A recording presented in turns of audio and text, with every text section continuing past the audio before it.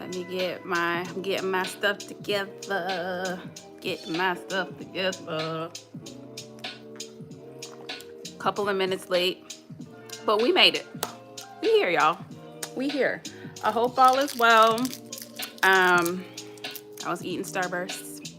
That was my little treat for today. I hope all is well, y'all. I'm excited to talk about our topic tonight, which is we're talking about high functioning. Just the term high functioning and how it doesn't necessarily or always equal or equate to being healthy.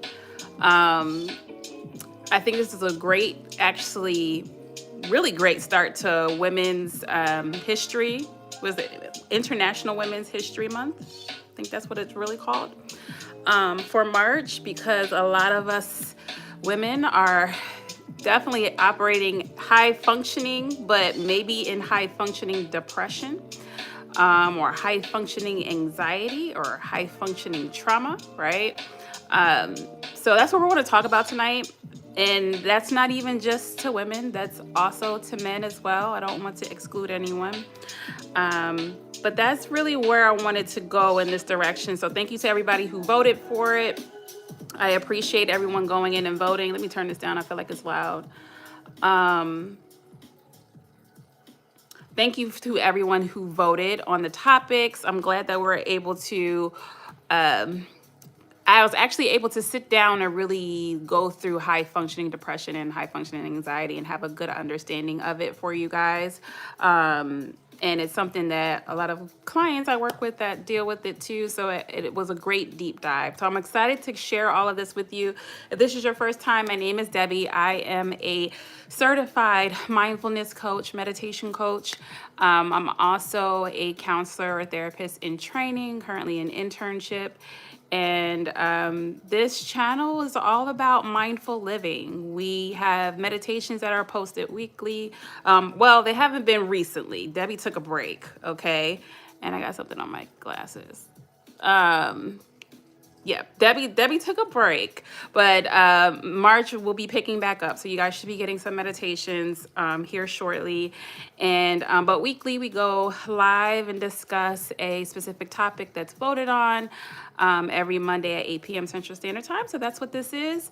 I'm excited to talk about tonight's topic, but if you guys have any questions, this is very interactive, so feel free to talk back to me.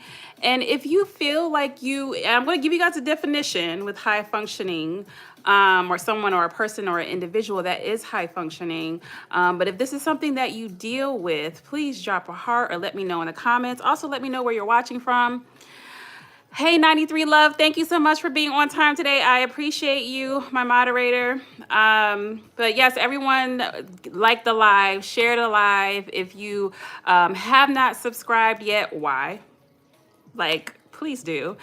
And share this live with anybody that you think can benefit from it. We'll probably be on for a good 30 minutes ish. 30, I'll be real, 45 minutes, y'all, because I be talking. Hi, Mark. Welcome in. Thank you for coming in. If you guys let me know, drop in the comments where you you ain't got to do me like that, 93 Love. Please let me know in the comments where you're watching from. If you feel like you may be dealing with any type of high functioning depression, anxiety, or anything, drop it in the comments. I'm going to give you guys a definition, but I'm interested in knowing if you feel like you are. And then I'm going to talk through a few things. We're going to define what high functioning is, so that way you have a good understanding of what that looks like. Then we'll talk about how it shows up with trauma. Then we'll talk about the signs that you're in a high functioning, or your high functioning capacity is not healthy. And then we'll talk about what healthy actually looks like. And then I'll give you some steps on, if you are in a high functioning mode, how you're able to more so shift to mindful living. We're not going to try to take away your high function, right? We want to make sure that we are cognizant of it, and then also making sure that we are cultivating a mindful sense of well-being. So we'll talk about that, And then I'll leave you with journaling questions at the end. But again, feel free to stop me if y'all have questions, y'all need me to repeat anything or go back to anything. All right, I talked enough. I gave enough of an intro. Let's dive in. All right.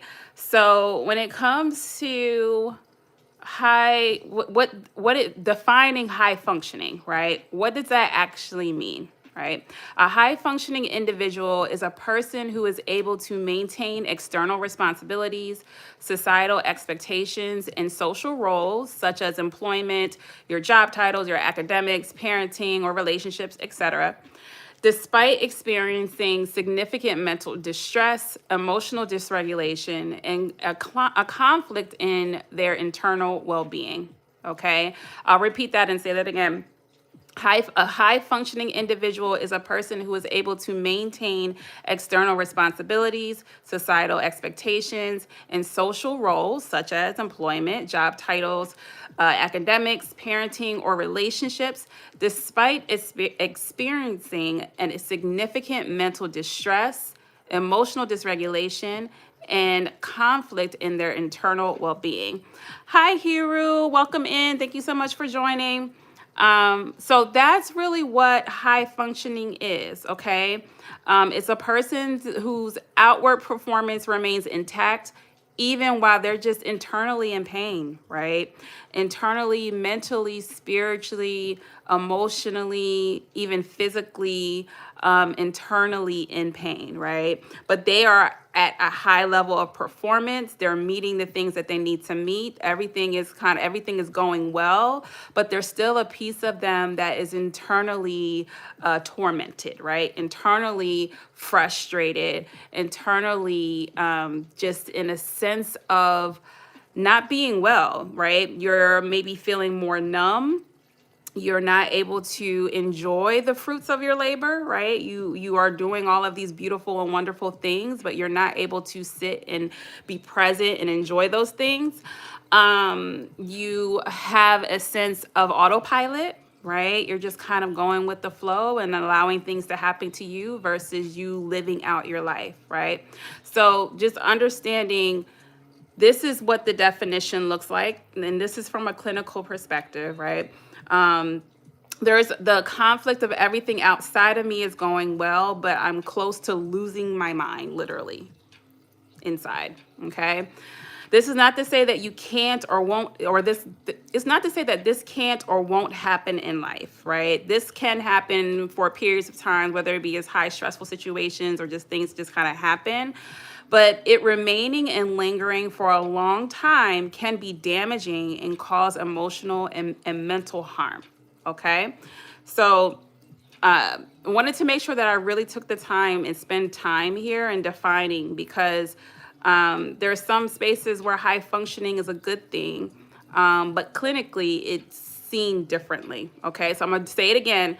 A high functioning individual is a person who is able to maintain external responsibilities, societal expectations, and social roles, such as employment, job titles, academics, parenting, or relationships, despite experiencing significant mental distress, emotional dysregulation, and conflict in their internal well-being. Okay, so it's an understanding that functioning or being able to function doesn't automatically equate to a regulated nervous system. It doesn't automatically equate to emotional processing. It doesn't automatically equate to rest or safety, right? To an extent, you can still function at a high level and have a high level of anxiety, a high level of depression, a high level of grief, and a high level of burnout, and even trauma responses, right?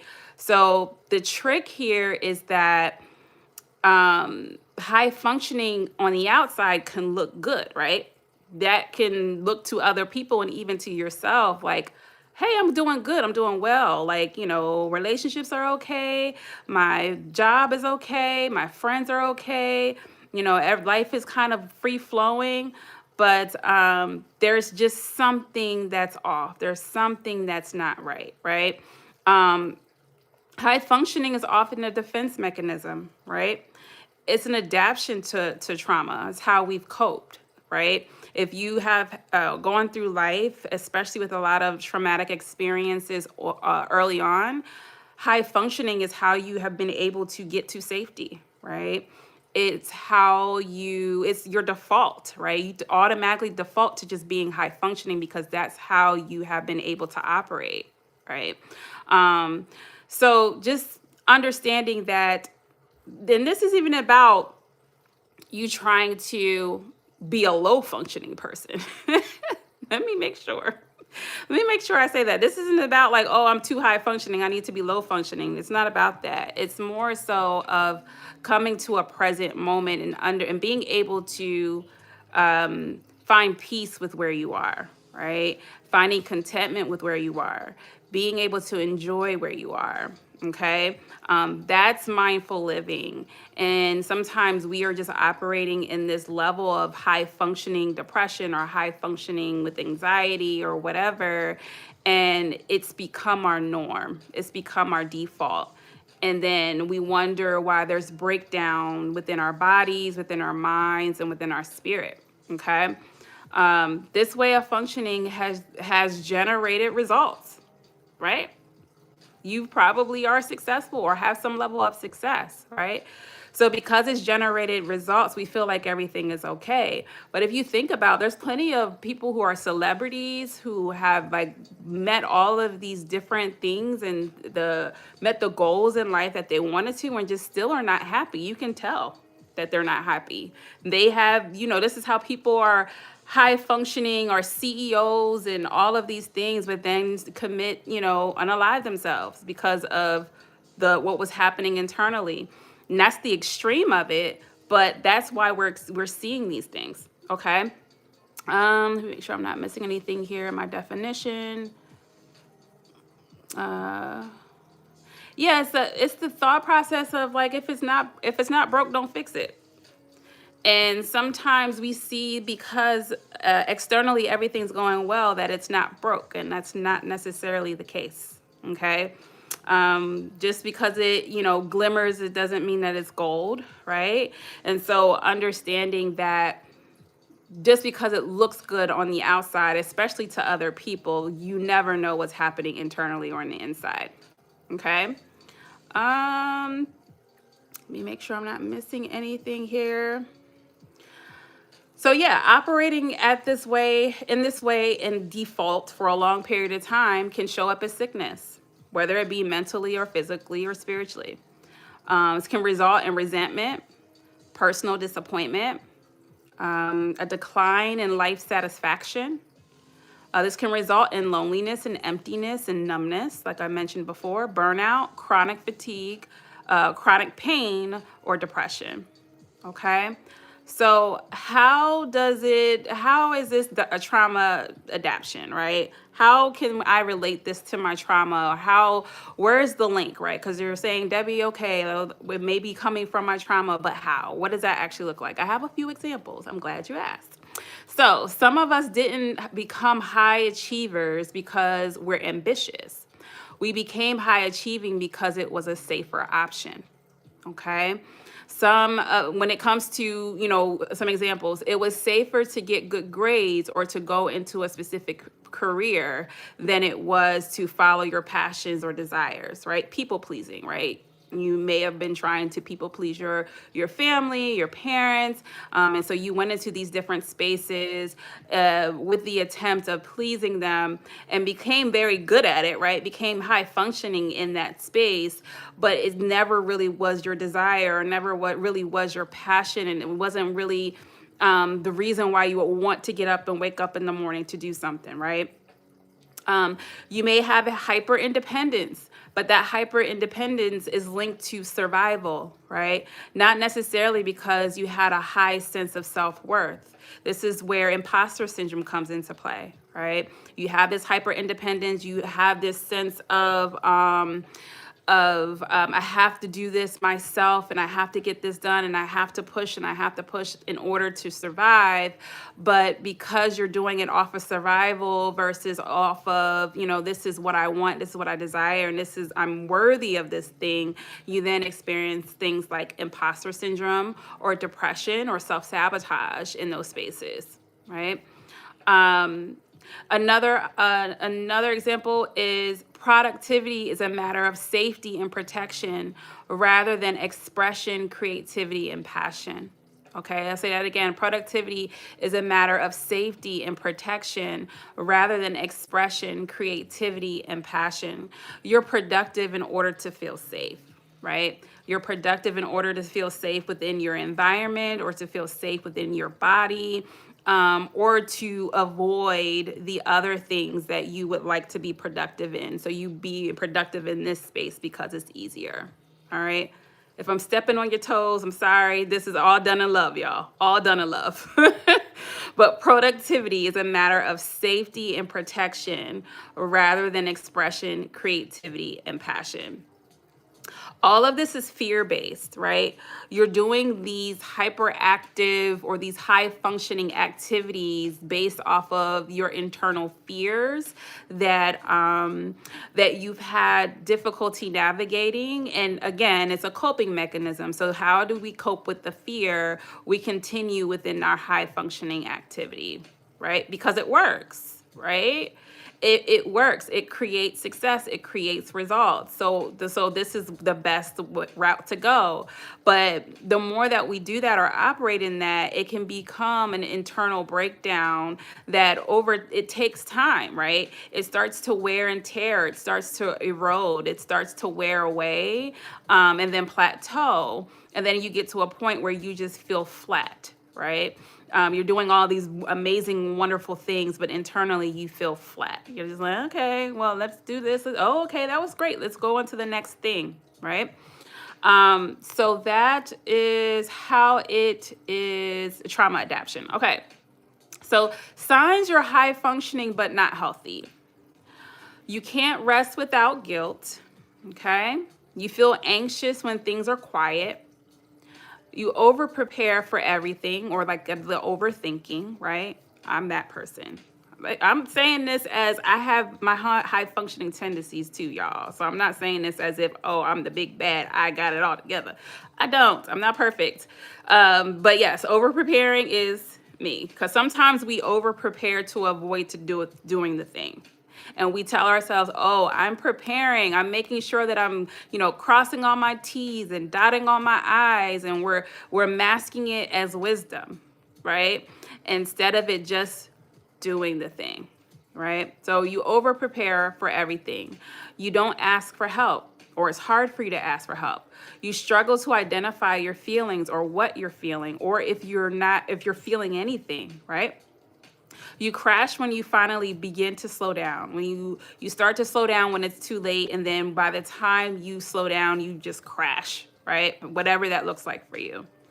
You feel unseen because people assume you're okay. Again, everything on the outside looks great. Everything on the outside is performative. And so people have a hard time detecting when you need help. So they assume that you're good, right? And then you feel unseen because you're masking what is really happening, okay? Now, what does healthy actually look like? The capacity to rest without collapse, right? Emotional awareness and emotional regulation, right? Boundaries without guilt, a regulated nervous system, interdependence and not hyper independence, being able to receive help, and being able to ask for help when you need it, okay? So that's what we're looking to gravitate towards, right? Realize I didn't say anything about like not being productive or not being functioning, right? It's more so of what's happening internally versus what's happening externally, okay? Healthy isn't about productivity. Healthy is knowing and understanding your capacity and leaning into what matters most, okay? It's about being able to prioritize what your capacity is, right? And not, some of us tend to overestimate our capacity, right? Like in your brain, you're like, okay, I can do these 30,000 things in this one day. Like in your brain, you really think that you can do that. But in actuality, you can do maybe a third of that. But you attempt to do it, but it never really works out. But you get a lot done, so it still feels productive. I hope that makes sense. That's the way it shows up for me, at least. Okay.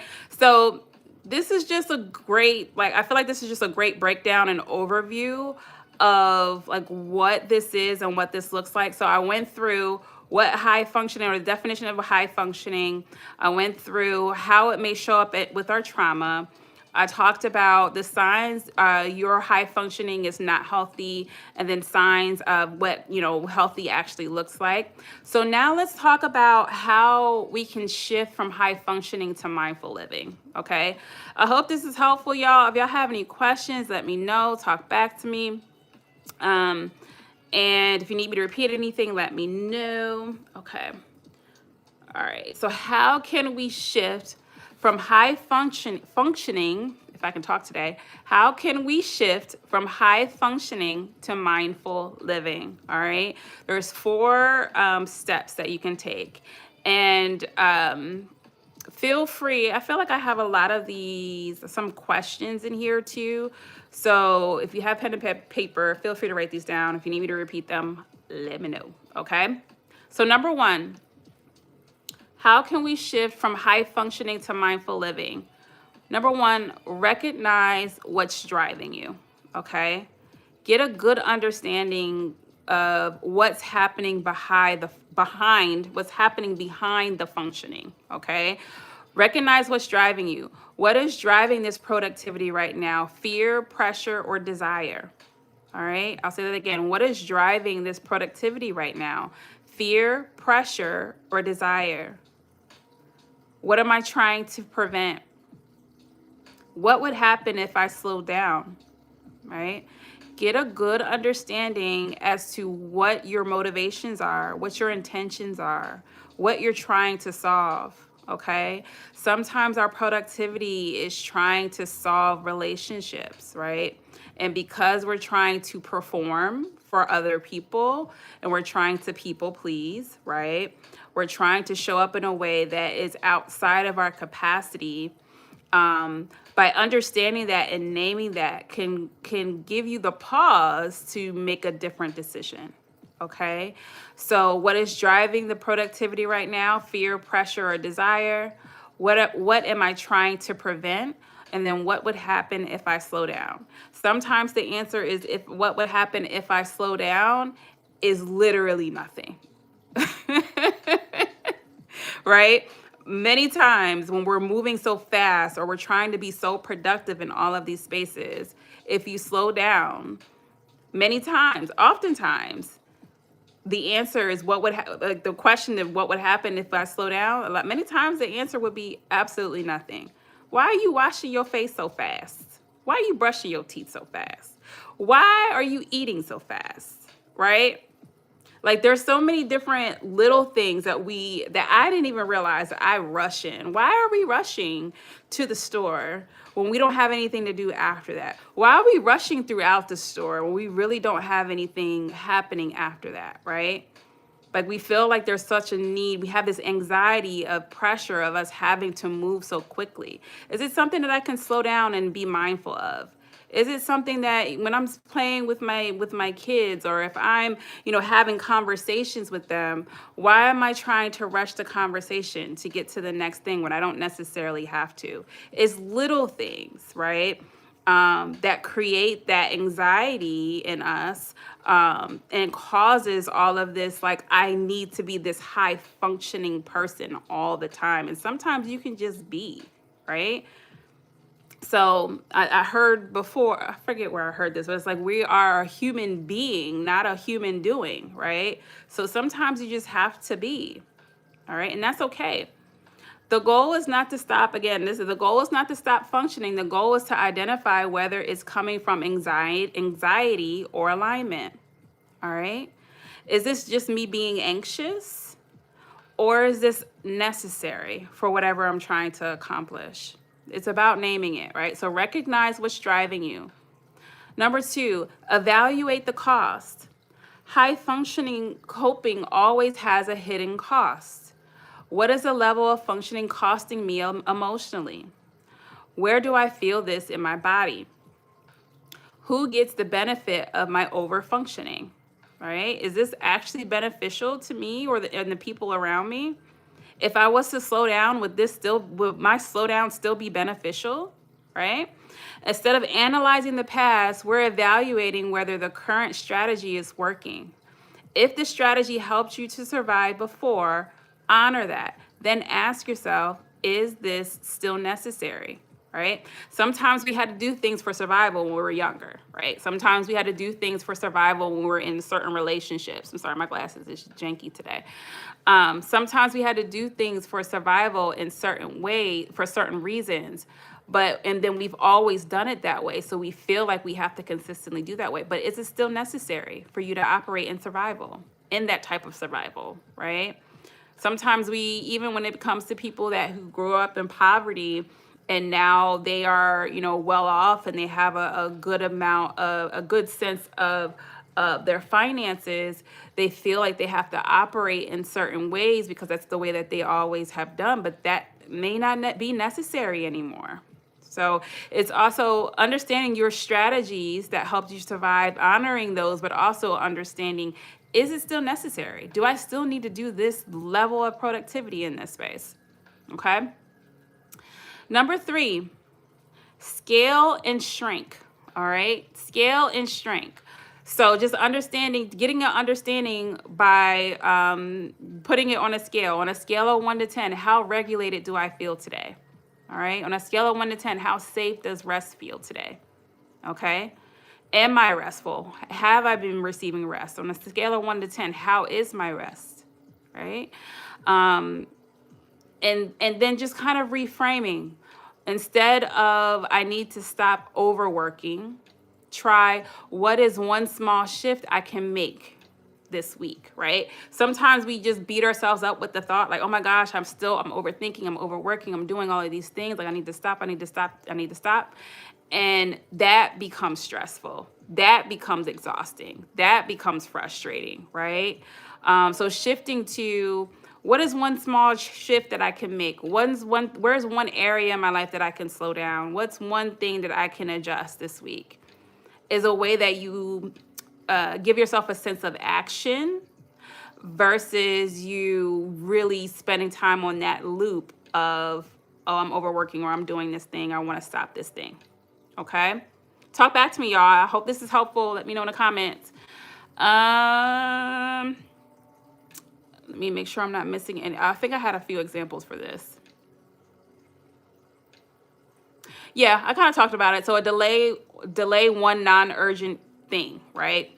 So we're having all these things that are urgent. Maybe it's delaying one urgent thing. Maybe it's saying, let me get back to you on that, instead of trying to get answers or give answers to people all of the time, every second. Just because somebody messaged you doesn't mean that you have to necessarily respond in that moment, right? Take a 10-minute pause or slowing down your multitasking. Sometimes we are chronic multitaskers. Like sometimes we multitask things that we don't necessarily have to multitask. Spending time, being present with where you are, right? Bringing yourself back to present. Staying in the moment versus always thinking about the next thing, right? That was number 3, scale and shrink. And then number 4, try one regulated alternative. I'm sorry, y'all, my glasses is janky. And again, on my nerves. Okay. And now I can't see.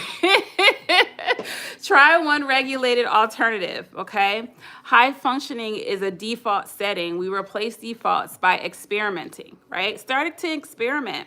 Start to have fun with replacing your high functioning default setting. Try new things. Be creative with it, right? That's how you'll be able to begin to regulate yourself. How do you regulate yourself? Creativity, right?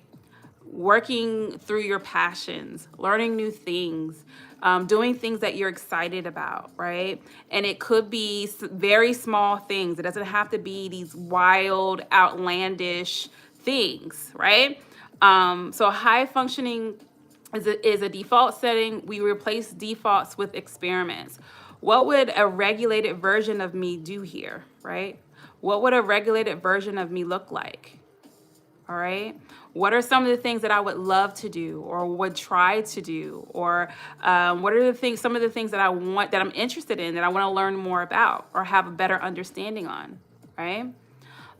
What would I do if I trusted what would I do if I trusted I didn't have to earn safety?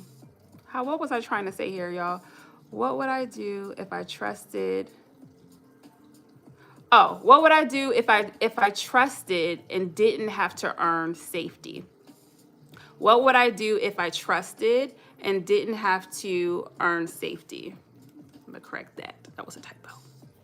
This is how y'all know that I really be typing this stuff, okay? ChatGPT may help a little bit, but I'm typing these out, all right? So what would I do if I trusted and didn't have to earn safety?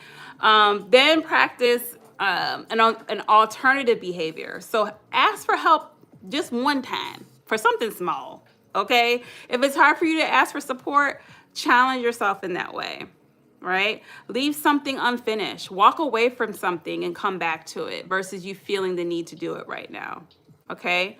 Share a feeling instead of a solution. You don't have to be, and I put my hand up.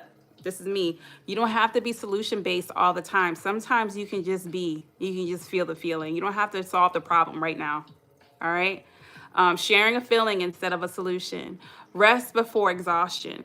You don't want to necessarily always listen to your body cues to tell you to rest, right? Building in rest as a part of your routine so that way you can catch it before you get to the point of exhaustion, right? Sometimes we get to the point of exhaustion and we're just so tired, right? And by the time we get to the point where we can actually rest, we literally pass out, and it's just exhausting, right? That could be as easy as building in a day for you to have some R&R, right? Building in a day or building in your vacation time, right? Not necessarily waiting until you are exhausted to then put in the PTO time for, you know what I mean? Like, oh, I'm so tired. I think I'm going to take a vacation in 2 weeks. No, building it in like, okay, you know what? I feel like in my own patterns, every 30 to 45 days, I get a little like testy. So let me just start building in like maybe like a half a day or a day off or whatever that I take every 45 days or that I take every 60 days or something. So that way you build it into your schedule and your routine. So that way when it comes up, you're like, oh, I get a break versus it's like, oh, I need a break like now. Okay. So building it in, planning your rest just as much as you plan your productivity. Okay. This is so me. I appreciate your strategies. Oh, of course, of course. Yes, this is definitely, I feel like we all have dealt with this at some point, right? And some it may be worse than others, and some it may be default, and it's always the way that you operate. It may take some time for you to adjust. So be compassionate. I didn't have this in here, but be compassionate with yourself. If it takes some time for you to adjust, don't beat yourself up. Okay. Hi, Stefan. Welcome in. Okay, so where were we at? What would a regulated version of me do here? What would I do if I trusted and didn't have to earn safety? To practice, ask for help maybe one time, leave something unfinished, share a feeling instead of a solution, rest before exhaustion. Okay. Let me make sure I'm not missing anything here. And like I've said this, but yes, the goal here, y'all, is to move from high functioning to low functioning, but we are moving from automatic survival to intentional choices, from protection to regulation, from performance to capacity, okay? The goal here isn't to function less, it's to suffer less while functioning, okay? I'm gonna say that again. The goal isn't to function less, it's to suffer less while functioning. because when you're suffering less, then functioning feels better, right? Functioning, it feels really productive, and it gives you passion and desire, and that gives you the motivation to keep going, right?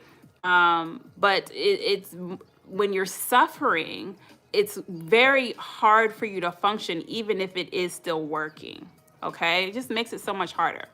All right, reflection questions. I hope this was helpful, y'all. I know I already gave a lot of questions, but I have a few reflection questions to end things out. But I hope this is helpful. I hope this gives you some insight. High functioning is high functioning depression and high functioning like anxiety and all of those things. Even like PTSD, for example, you can still be high functioning and have like PTSD. So just understanding that it's a very broad scope and there's a lot of layers to it. But this is an overall generalized approach to it. Of course, you want to work a little bit more detailed and granular when it comes to your own personal situation. But I hope that this is helpful, and I hope that this at least gives you a good start. Even if it's just a matter of awareness and having a greater understanding of what you're experiencing. Because many times people may be experiencing this and not even realize or know or understand what's actually happening. So I hope that this gives some insight. So when it comes to some reflection questions, the first one I have is, when did I learn that being strong was safer than being honest? Because that's really what high functioning is. It's just you kind of pulling up your bootstraps and just kind of sticking it out, right? And that's something that we've just learned just as people, right? You just got to pull yourself back together and just keep going. But oftentimes just doing that isn't enough. Being able to, have compassion for yourself and empathy for yourself and giving yourself that break that's needed, whether that be a physical break, an emotional break, a spiritual break, is important to really have a good understanding on, right? So when did I learn that being strong was safer than being honest? Okay, because that's really what we're doing when we're pulling up our bootstraps, right? We're basically overriding honesty of how we're feeling and overriding that with, I'm just going to be strong, right? And that only works but for so long. And that was number one.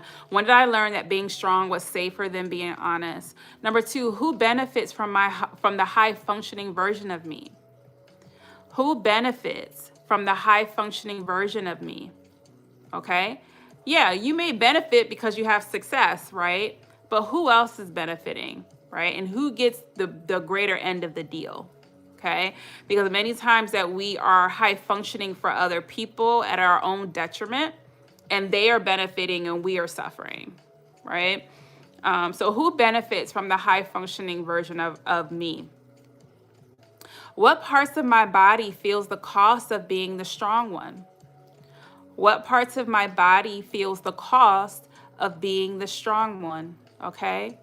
Are you having jaw tension, shallow breathing, digestive issues, insomnia, shoulder tightness, body tightness, chronic fatigue, pain, chronic back pain, right? Hip issues, right? There's so many different just like muscle issues and muscle tensions, restless leg syndrome, IBS. There's so many different things that can be linked to stress that's we're causing on the body from us not dealing with our stuff. Okay. So what part of my body feels the cost of being the strong one? Okay. Next question, what would fall apart if I stopped holding everything together? And is this my responsibility? That's a hard one. I'm sorry, y'all. That's a hard question, but it needs to be asked. So I'm going to ask it. What would fall apart if I stopped holding everything together? And is this my responsibility? Is what you're trying to hold together your responsibility to hold? Sometimes we hold on and take on the responsibility of others, And it may not even be of others. It's just something that we just said that we need to handle. And because we're trying to handle all of these things, right? And a lot of those things may not even belong to us. This is just a matter of us understanding, like, if I stop doing this thing today, what really would happen? Okay? And is that my responsibility? Is that my fault? Is that my issue? Right? By asking yourself this question, you want to be honest, and it may be a hard question for you to ask yourself, but if you ask it and you answer it the right way, it may generate some actions that you didn't think that you would be able to take. So, what would fall apart if I stopped holding everything together? And is this my responsibility? Always ask yourself, is this my responsibility? Is this something for me to hold? Is this something that I'm actually accountable for? Or is it not? Okay. What are the fears associated with you holding or letting that thing go? Because a lot of times the fears that are associated with letting it go are internal issues that you may need to work through, not necessarily an actual problem that could actually transpire, right? So if you are doing something for another person and you're doing it out of obligation, if you were to stop doing that thing, maybe the fear is, oh, I lose this person, or I could lose this person, right? But is losing that person such a bad thing, right? Like, is losing that person a blessing in disguise? Those are the things that you want to. Those are the things you want to consider or think about, right? The next question, I'll pull up off of that. Next question: what do I keep? What do I delegate? And what do I let go of? What do I keep? What do I delegate? What do I let go of? Okay. As you're comprising all of these things that you are responsible for, not responsible for, or you're comprising all of these things that are causing the internal stress that you're experiencing, is there something that you can do about it to make that, to lighten your load, right? Is this something that I have to keep? Is it something that I have to do? Is it something that I can delegate? Is it something that I can give to someone else? Whether it be something that you have, they have responsibility for, and you've taken it on and you're giving it back to them, right? Or if you are asking for help, right? So if someone wants to give you some help, but you're like, okay, you know what? I'm going to allow this person to help me. I'm going to delegate them to do this versus, me trying to do everything, right? Or is it something that I can let go? Do I have to do this? Do I have to do it this? Do I have to do this? And do I have to do it this way? Right? That's another thing of letting go, is like, it may not be letting go of the thing. It may be letting go of how you're doing the thing. Okay? Because sometimes we put these pressures on us to where we have to do it this way, and doing it that way is creating the stress. Whereas you could still do the thing, but you just got to do it differently, right? So what do I keep? What do I delegate? And what do I let go of? That's a loaded question, but it's an important one, especially if you're trying to get things off of your plate, if you have too much happening at one time. Okay. We got 2 more questions. So next question is, who are you if you're not the strong one? All right. Who are you if you are not the strong one? This is a hard question, but sometimes we grieve being the strong one. Sometimes we idolize being the strong one, right? And it's a part of our identity. It's a part of who we are. It's who we've been known to be. Oh, Debbie, she's just so strong. She's just a strong one. She gets all of these things done, and she does all of these beautiful and wonderful things. That over time becomes identity. It becomes who I am as a person. And because it's now who I am as a person, for me to attempt to break away from that is a grieving process, right? You have to break away from who you have seen yourself to be all of this time. And I think it starts slowly. Let's stop calling ourselves the strong one, right? Let's stop saying, oh, I just have to be strong. It's all about how we speak to ourselves, right? And sometimes you don't want to be strong. Sometimes you want to cry and weep in a corner and go to the bush and weep. Sometimes you want to do that, and that's okay, right? Sometimes we need those moments, but we don't allow ourselves to have those moments because we have identified ourselves as being strong. And sometimes being strong is saying that I'm not well.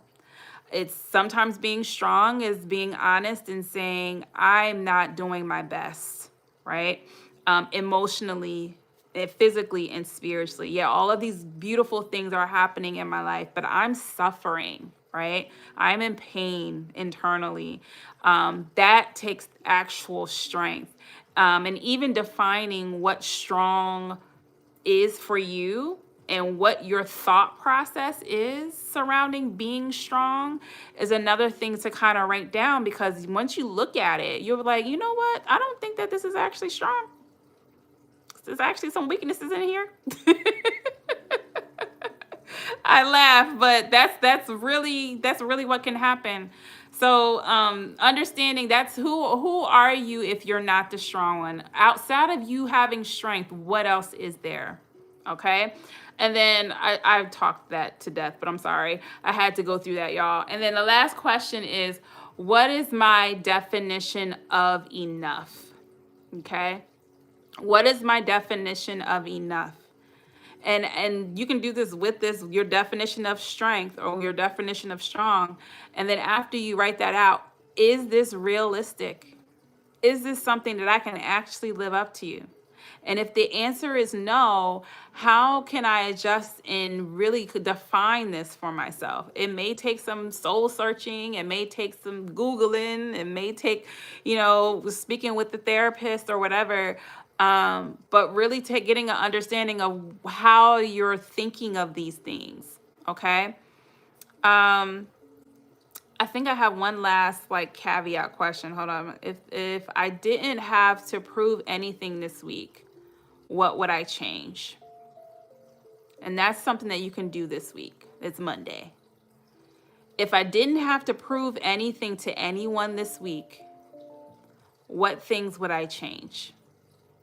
Would it be I would move a meeting to next week? Would it be I would take off on Friday? Would it be, I would just shut my phone off for a couple of days and not talk to nobody and just be to myself and give myself some alone time? So if I didn't have to prove anything this week to anybody in my life, what would be the things I would change? And based off of what you say and based off of what you list, maybe pick one thing and do it. Go for it. And that's the end of my life, y'all. I talked enough. We have 48 minutes, so we good. We good. I hope this is helpful, y'all. I really do. I hope this gave something. I hope you had at least one thing that you could take away from the live today. Again, if this is your first time, my name is Debbie. I'm a certified mindfulness coach, meditation coach, also a therapist in training. This channel is all about mindful living, and that's really what we're talking about today. If you have any questions, you can go to my website at haveninspired.com. You can also email me at info@haveninspired.com. You can always sign up for the newsletter. You're welcome, Mark. You can sign up for the newsletter on the website as well. And I'm actually booked for therapy. So you can sign up for the waiting list if you're in Illinois. The link is in my description. And what else? Am I forgetting anything? I think that's it. I'm going to be no longer high functioning today. I'm going to go ahead and lay down, y'all. Y'all have a blessed night, and I will talk to y'all next Monday. I should be posting a poll. I'll post a poll on Friday or on Saturday, probably Saturday. I'll post a poll for new topics, and we'll probably do the next 3 Mondays, and I'm going to take a break. So I'm going to go on a little mini break for 2 weeks. So y'all won't see me at the end of March going into the beginning of April. Because guess what? Debbie's planning her rest. Okay? See, I'm being an example, y'all. I'm being an example, all right? But y'all be blessed. Look out for the poll, and you should be getting some new meditations this week and next week. So look out for those. Other than that, y'all have a great night, y'all. Bye. Thank you, Hiru. Have a good day.